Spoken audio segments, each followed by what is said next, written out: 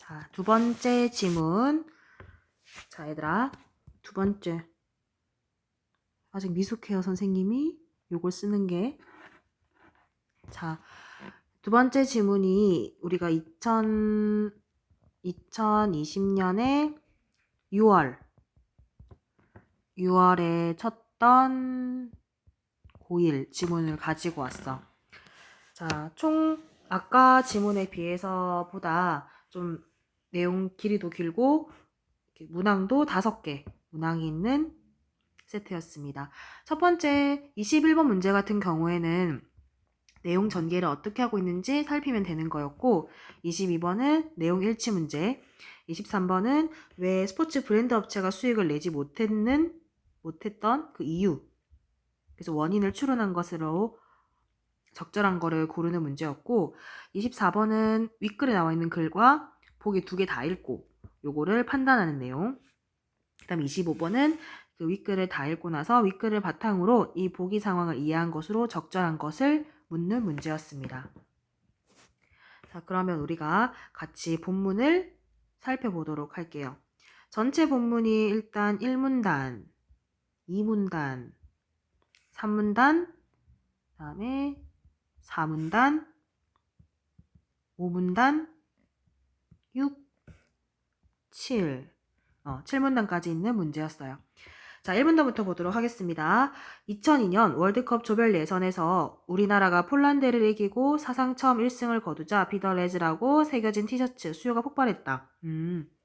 하지만 실제 월드컵 기간 동안 불티나게 팔린 티셔츠로 수익을 본 업체는 모조품을 판매한 업체와 이를 제조하는 업체였다. 아, 이 기간 동안, 실제 월드컵 기간 동안 수익을 본 업체는 모조품을 판매한 업체랑 제조한 업체가 더 수익을 봤구나.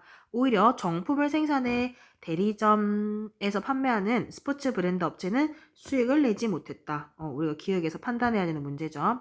실제로 많은 브랜드 업체들은 월드컵 이후 수요가 폭락해 수요가 없어져서 팔지 못한 재고로 난처했다. 오히려 이 브랜드 업체들은 재고가 많았다.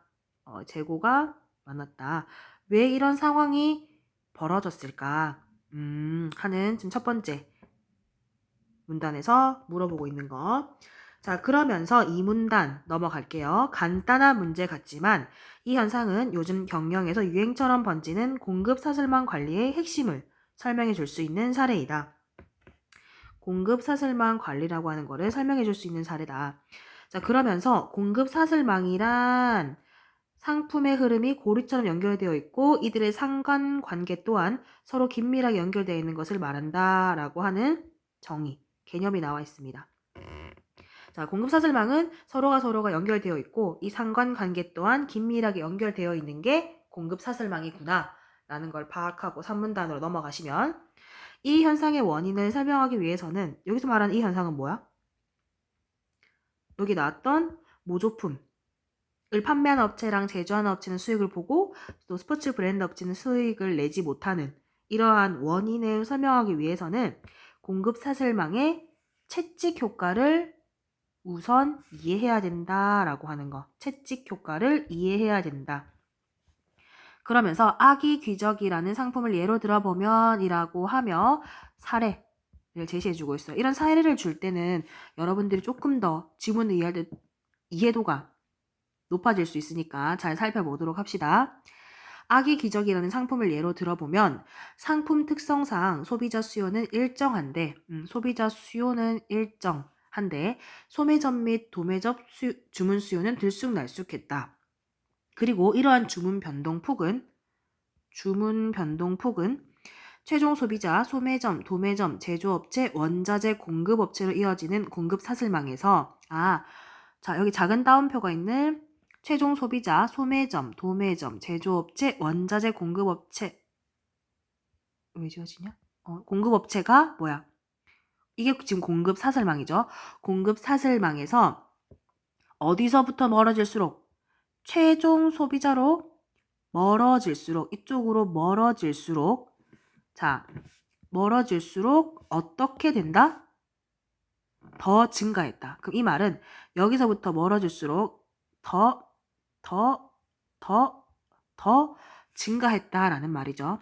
이러한 공급 사슬망에서 이와 같이 수요 변동폭이 확대되는 현상을 공급 사슬망의 채찍 효과라 한다. 채찍 효과는 공급 사슬망에서 점점 변동폭이 확대되는 걸 채찍 효과라고 하구나 라고 하며, 이는 채찍을 휘두를 때 손잡이 부분을 작게 흔들어도 이 파동이 끝쪽으로 갈수록 더 커지는 현상과 유사하기 때문에 붙여진 이름이다. 왜 이 이름이 붙여졌는지에 대한 이유까지 같이 얘기해주고 있어요. 이런 변동폭은 유통업체나 제조업체 모두 반길 만한 사항이 아니다. 변동폭이 크면 유통업체, 제조업체 다 안 좋아한다.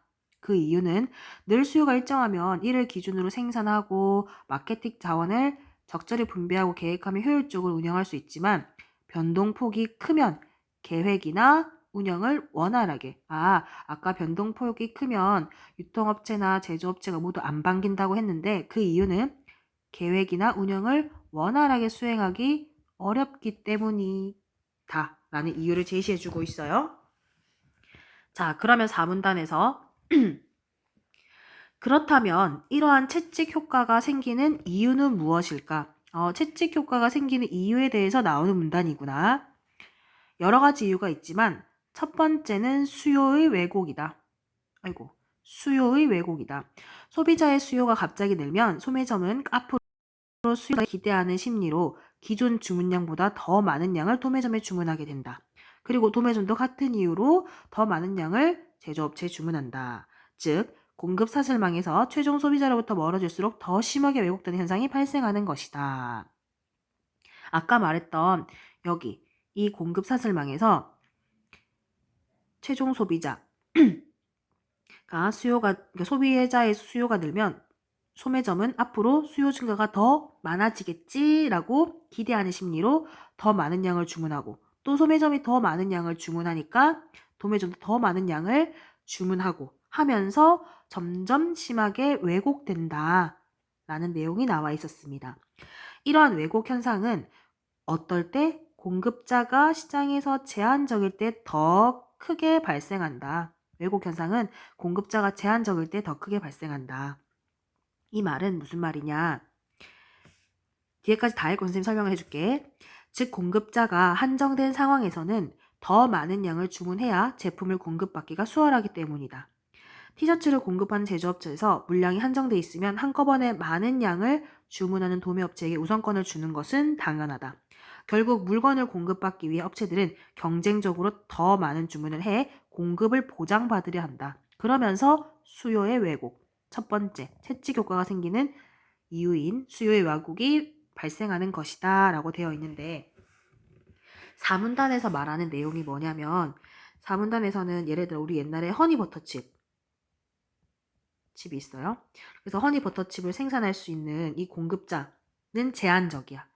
그러니까 공급자가 시장에서 제한적인데, 이거를 A 가게, B 가게, C 가게에서 주문할 때 여기서는 10개 주문하고 여기서는 뭐 100개 주문하고 여기서는 1000개 주문할 때 더 많은 양을 주문하는 C 가게를 우선권을 주는 것이다.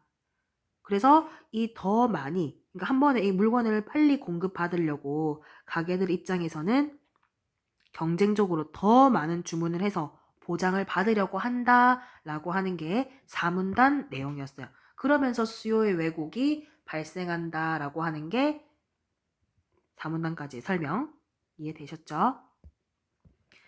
자, 그 다음에 그러면서 5문단 두 번째 이유가 나오죠. 두 번째 이유는 공급 사슬망에서 최종 소비자로부터 멀어질수록 대량 주문 방식을 요하기 때문이다. 이 말은 아까 우리 여기다가 지금 표시를 좀 해놔야 되겠다.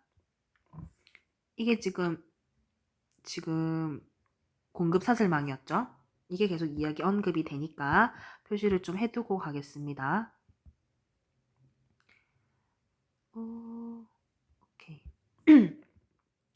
자, 그러면서 최종 소비자로부터 멀어질수록 대량 주문 방식. 그러면 최종 소비자로부터 멀어질수록 대량 주문 방식을 요한다. 예를 들면 소비자는 소매점에서 물건을 한두 개로 단위로 구입하지만 소비자는 한두 개 구입하지만 그쵸? 또 소매점은 또 이걸 박스 단위로 주문을 하고 또 박스에서 트럭 단위로 주문을 한다. 이처럼 최종 소비자로부터 멀어질수록 기본 주문 단위가 커진다. 소비자로부터 멀어질수록 주문 단위가 커진다. 이렇게 주문 단위가 커지면 재고량이 증가하게 되고 이렇게 되면 민첩하게 대응하지 못한다. 라는 게 오문단 내용이었습니다. 채찍 효과가 일어나는 두 번째 이유. 그리고 세 번째, 채찍 효과의 세 번째 원인은 주문에서부터 도착까지의 발주 실행 시간에 의한 시차 때문이다. 물건을 주문했다고 바로 도착하지 않고 주문을 처리하고 물류가 이동하는 시간이 있기 때문이다. 그런데 문제는 각 공급 사슬망 주체의 발주 실행 시간이 저마다 다르다는 데 있다. 예를 들어 소매점이 도매점으로 주문했을 때 물건을 받기까지 걸리는 시간이 3, 4일 정도라면 또 도매점이 제조업체에 주문했을 때 물건을 받기까지 또 몇 주가 걸릴 수 있다. 즉 최종 소비자로부터 멀어질수록 물류 이동 시간이 증가하고 이처럼 발주 실행 시간이 길어지면 주문량이 많아지고 재고량이 높아진다. 까지. 그러면서 4, 5, 6문단에 채찍 효과가 생기는 세 가지 이유가 나와 있었습니다. 자, 이렇게 그러면서 마지막 7문단에 공급 사슬망에서 채찍 효과로 인해 발생하는 재고는 기업 입장에서는 큰 부담이다. 재고는 당연히 부담이 된다. 또 왜냐하면 재고를 쌓아둘 공간을 마련하거나 재고를 손상 없이 관리하는데 비용이 들기 때문이다. 그러므로 공급 사슬망에서 각 주체들 간의 수요와 공급 정보를 공유함으로써 이거를 서로서로 공유해서 불필요한 재고를 줄이는 게 좋다라면서 본문을 마무리하고 있어요. 그쵸? 이렇게 하고 우리가 뒤에 문제를 같이 풀어보도록 하겠습니다. 자, 요거는 선생님이 색깔을 바꿔서 빨간색으로 해보도록 하자. 자, 윗글에 대한 설명으로 가장 적절한 것은 묻고 있어. 자, 1번부터 보도록 하자. 사회현상과 관련된 이론의 문제점을 지적하고 있다. 문제점을 지적하고 있지 않고 2번 사회현상의 발생 원인을 사회현상 모조품을 판매하는 업체랑 제조하는 업체가 오히려 불티나게 팔린 수익을 본 업체였다라는 원인을 관련 개념. 어떤 관련 개념이었지? 채찍 효과. 채찍 효과라고 한 통해 설명하고 있다. 오케이. 바로 21번에 2번. 자, 3번. 사회현상과 관련된 원인을 역사적 변천 과정이 아니죠? 4번. 사회현상의 원인에 대한 대립적 의견들을 소개하지 않았어요. 그러고 공통점 차이점 없고요. 사회현상의 원인을 파악하기 위해 가설 설정도 없었습니다. 그래서 21번의 답은 2번.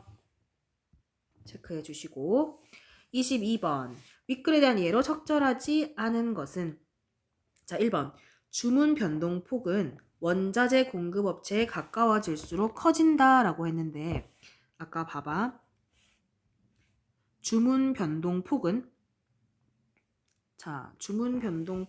어디 나와 있죠?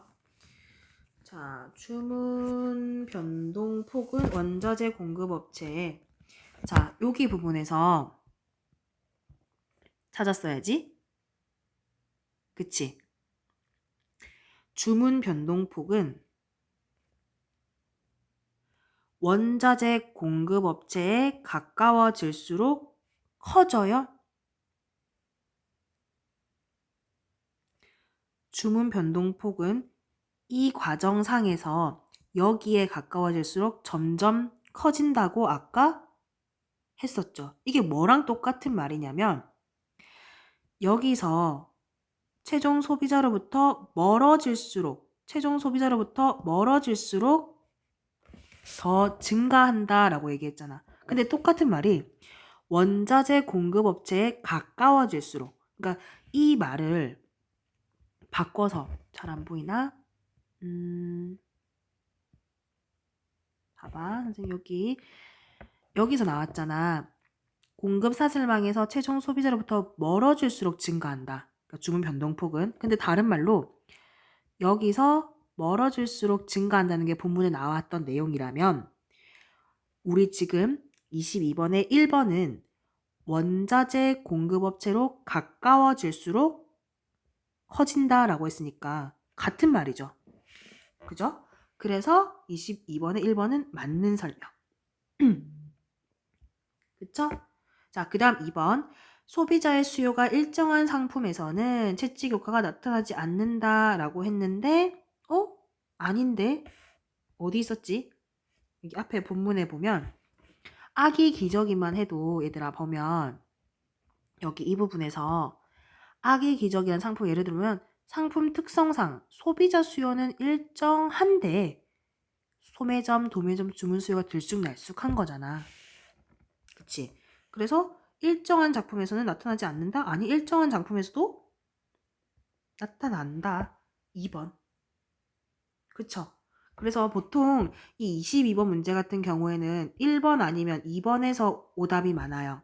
그래서 3번, 3번 보면 주문 변동폭이 클수록 운영 어려움이 생긴다라고 하는 내용이 나와 있었죠. 그리고 기본 주문 단위가 커질수록 재고량 증가 변화에 민첩하게 대응하지 못한다라고 하는 거 6문단에 나와 있었고 주문을 바로 받을 수 없는 이유는 시차 때문이다라고 하는 것도 동일하게 6문단에 나와 있었잖아. 그러니까 보통 3, 4, 5는 애들이 빨리 이렇게 판단할 수 있는데 1번, 2번에서 조금 시간이 걸리는 경우가 있어요. 자, 그 다음 23번. 윗글을 바탕으로 기억의 원인을 추론한 것. 자, 기억이 뭐였어?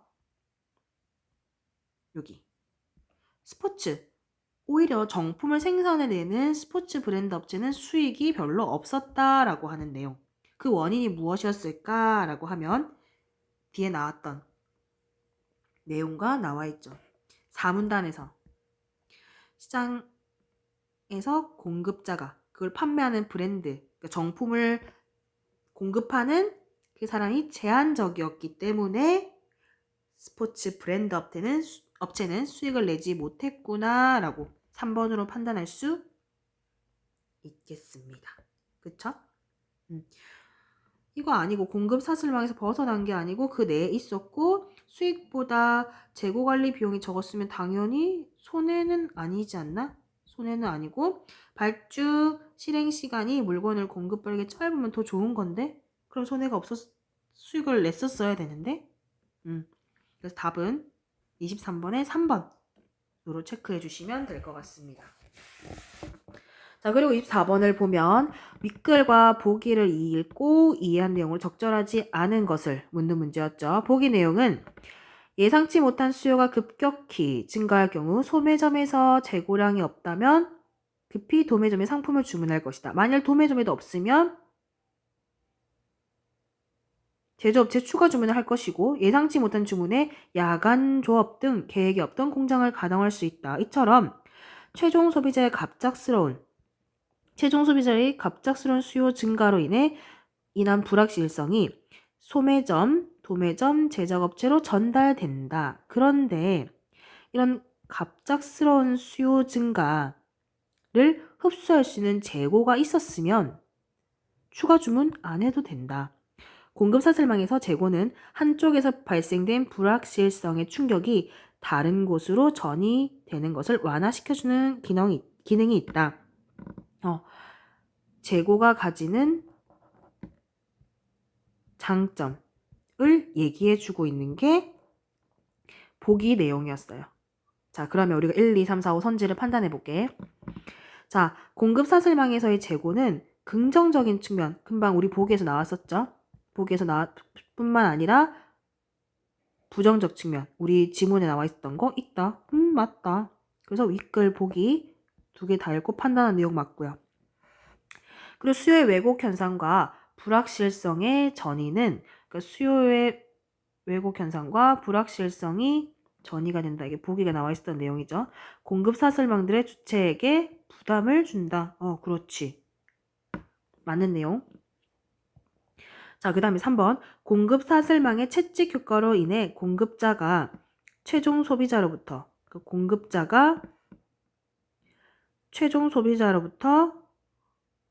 가까울수록 주문량이 많다? 가까울수록이 아니라 멀어질수록 채찍 효과로 인해 공급자가 멀어질수록 주문량이 많아야 되는 거 아니야? 그치? 채찍 효과라면.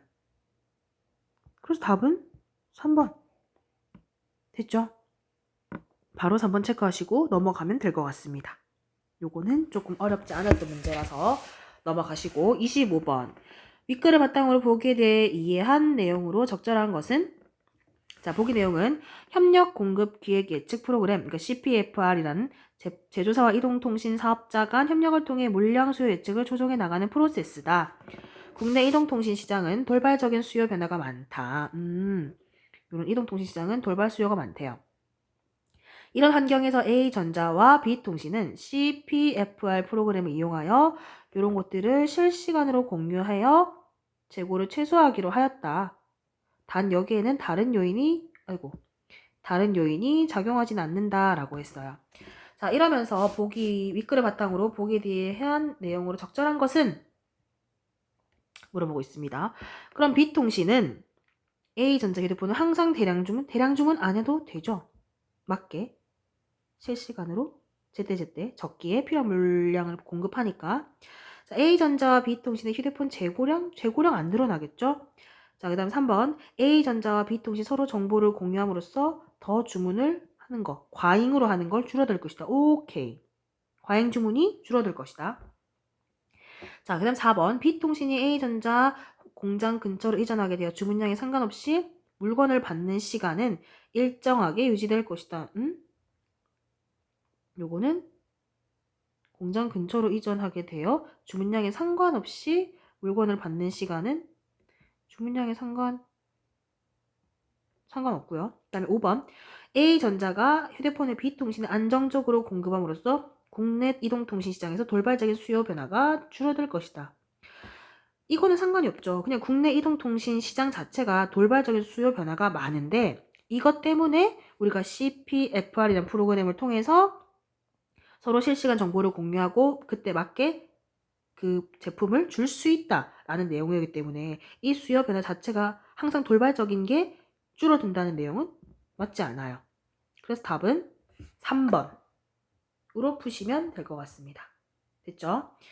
이 문제를 우리가 그 오답률을 봤을 때 보통 많이 틀리는 문제가 22번, 23번이었는데 다른 거는 좀 괜찮았죠? 그래서 22번 같은 경우에는 1, 2번에 좀 많았고 요것도 3번을 체크하지 않은 비율이 좀 높았던 문제였습니다. 다시 여러분들도 만약에 틀린 거 있으면 다시 한번 점검해 보고 제대로 한번 내용 본문을 이해해 나가는 방향이 맞았는지 선생님이랑 비교하면서 한번 마지막으로 살펴보기 바랍니다.